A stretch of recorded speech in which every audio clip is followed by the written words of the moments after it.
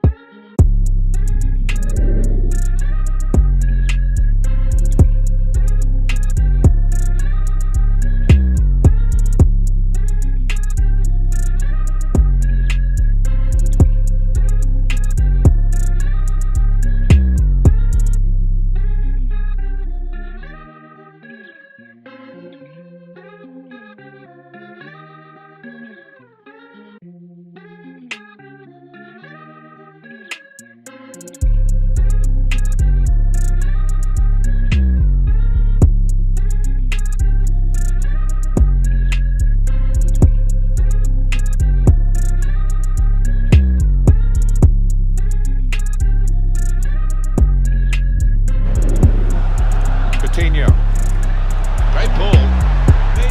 And it's Barcelona back on the ball now. Through ball, played by Neymar.